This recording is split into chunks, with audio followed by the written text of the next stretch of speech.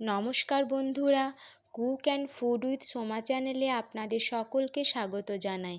আজ আমি রান্না করে দেখাবো চিংড়ি মাছের মালাইকারি।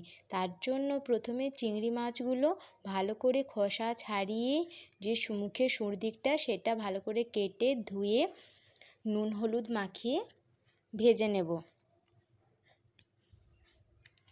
কড়াইয়ে তেল গরম করে চিংড়ি মাছগুলো সব ভালো করে ভেজে নেব।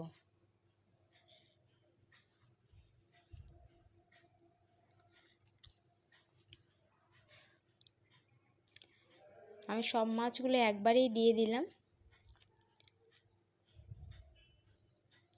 চিংড়ি মাছ ভাজতে বেশি টাইম লাগে না, আর বেশি কড়া করে ভাজারও দরকার নেই, বেশি কড়া করে ভাজলে শক্ত হয়ে যাবে।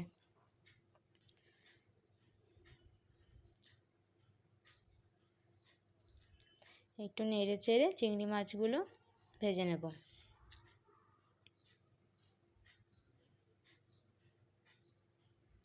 আমার চিংড়ি মাছ ভাজা হয়ে গেছে। এবার মালাইকারির গ্রেভিটা বানাবো। তার জন্য পেঁয়াজ কুচিয়ে রেখেছি, এটা আদা রসুন পেস্ট, এটা টমেটো পিউরি, আর এটা নারকেল, চারমগজ আর গোটা গরম মশলার পেস্ট সব রেডি করে নিয়েছি। এবার গ্রেভিটা বানাবো। প্রথমে কড়াইয়ে তেল গরম করে পেঁয়াজ কুচিটা ভালো করে ভেজে নেব।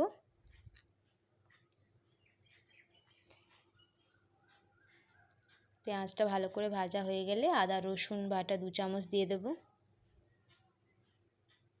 আদা রসুন বাটা দেওয়ার পর ভালো করে নাড়াচাড়া করে একটু মশলাটা কষবো। তারপর হলুদ দিয়ে দেব। হলুদ দেওয়ার পরেও আবার ভালো করে নাড়াচাড়া করে মশলা কষিয়ে নেব। একটু হালকা জল দিয়ে দিলাম যাতে মশলাটা ধরে না যায়। তারপর যে টমেটোটা পিউরি করে রেখেছিলাম সে টমেটোর পেস্টটা 2 চামচ দিয়ে দেব।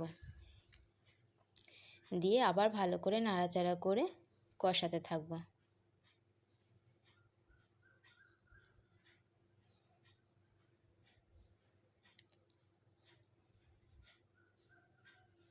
তারপর গরম মশলা গুঁড়ো আর গোলমরিচ গুঁড়ো দেব, যেহেতু আমি লঙ্কা ব্যবহার করিনি,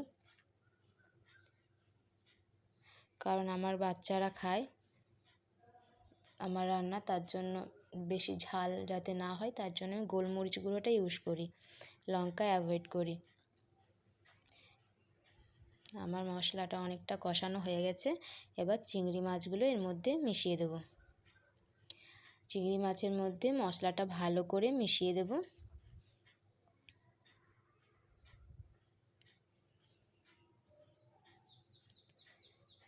এরপর যে নারকেল চারমগজের পেস্টটা করেছিলাম সেটা দিয়ে দিলাম। এবার মশলা চিংড়ি মাছের সাথে এটা ভালো করে মিশিয়ে দেব। এভাবে নাড়াচাড়া করে ভালো করে মিশিয়ে দেব। তারপর মিক্সার বাটির মধ্যে যেটুকু মশলা লেগে আছে সেটাতে একটু পরিমাণ জল দিয়ে সেই জলটা এর মধ্যে দিয়ে দেব। আর আমি এক্সট্রা কোনো জল দেব না, এই জলে আমার রান্না হয়ে যাবে।